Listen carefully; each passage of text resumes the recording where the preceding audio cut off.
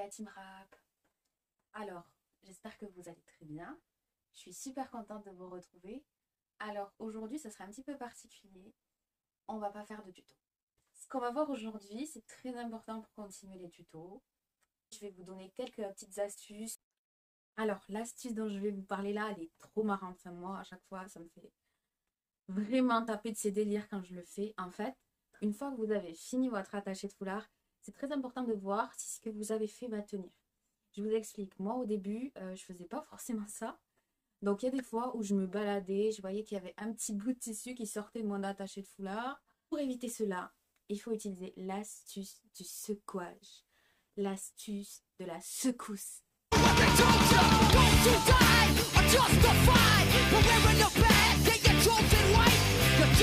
Je me sens trop débile à chaque fois que je fais ça, mais je me dis c'est la partie fun de la fin de l'attaché de foulard. Franchement, c'est une astuce qu'il faut garder, comme ça vous brillez en société. Alors, deuxième astuce, et pas des moindres, c'est une astuce qui sert beaucoup quand on a les cheveux fins, même avec les cheveux crépus, ça peut grave servir. Alors, c'est une astuce qui tient en quelques épingles, quelques barrettes. Alors, c'est une astuce que je ne connaissais pas du tout à l'époque et que j'ai découverte via une passionnée aussi de turban sur Instagram. Et ça permet de sécuriser et de faire tenir ses attachés. Bon, là, j'ai les barrettes basiques, là, vous savez, les noires, les fines, voilà. Ça sauve toujours la life. Surtout quand on a les cheveux rebelles. Et en fait, ce que vous faites, juste pour que ça tienne bien, que ça glisse pas trop, parce que des fois, ça peut avoir tendance à remonter, selon les cheveux ou selon comment vous l'avez mis, le foulard ou l'attaché de foulard. Vous pouvez mettre une barrette là sur le côté. Bah, c'est histoire que ça se voit pas trop. Après, vous pouvez utiliser des barrettes de la couleur du foulard. Mais sur les côtés, c'est pas mal. Voilà, vous en mettez comme ça aussi. Et vous pouvez même en mettre derrière. Et derrière, ça sera de cette façon-là.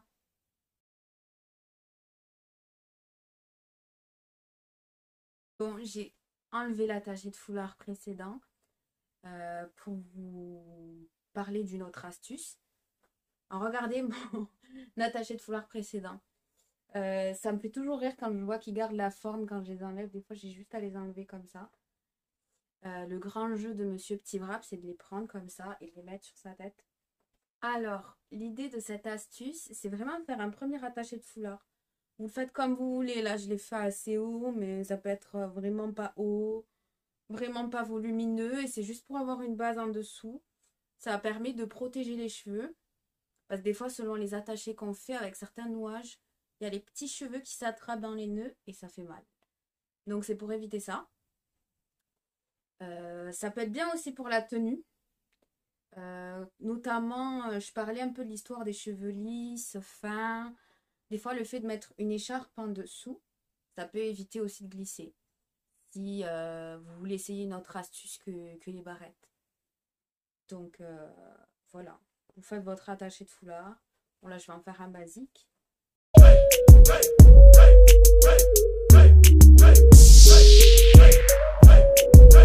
Autre astuce aussi. Alors, souvent, je suis là à m'arranger le foulard comme ça. Alors, ça dépend du confort, des goûts de chacun. Mais moi, je déteste avoir le foulard comme ça, là. Du coup, bon, c'est pas que j'aime pas mes oreilles, mais j'aime pas le porter comme ça. Mais on peut le porter comme ça. Après, c'est vraiment à vous de trouver ce qui vous va le mieux en confort, ce que vous préférez. Donc, moi, je le porte souvent à la moitié de l'oreille. Bon, ça m'est déjà arrivé de l'avoir comme ça, mais si vous voulez entendre les discussions, avoir du lien social avec les gens, vaut mieux avoir un minimum d'oreilles quand même. Ça dépend des attachés. Moi, j'aime bien qu'on voit un peu ma chevelure. Ça dépend. Il y en a où j'aime pas. Mais ça peut être bien. Ça peut faire joli. Ça peut faire un style. Bon, il y en a qui diront oui, il faut faire les baby hair. Dernier point, après je vais vous laisser.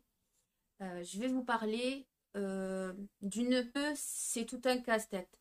Ça m'embête encore certaines fois aujourd'hui, hein, pour vous dire, même si ça fait 6 ans que je pratique, ça a pu m'arriver de mal évaluer le nouage, le serrage. En fait, quand vous faites un attaché de foulard, c'est très important de bien serrer au départ pour que ça tienne bien.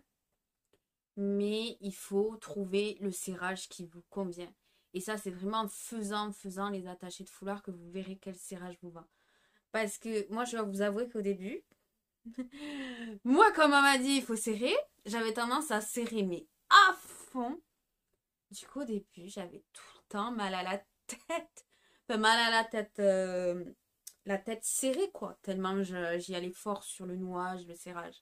Et je tiens vraiment à aborder ce point parce que c'est des choses aussi qui peuvent un peu rebuter. Ça, c'est trop de prise de tête. Vous verrez en pratiquant quel niveau de serrage, de nouage apporter à vos nœuds pour les attachés de foulard. Mais c'est déjà bien important de bien serrer au départ. Comme je vous disais, bien serré, mais ne vous faites pas des liftings. Ne vous faites pas des maux de tête. Déjà que les maux de tête, ils arrivent pour d'autres raisons. Ne nous les crions pas à cause des attachés de foulard. Bon, alors j'espère que cette petite partie astuces, conseils vous a plu.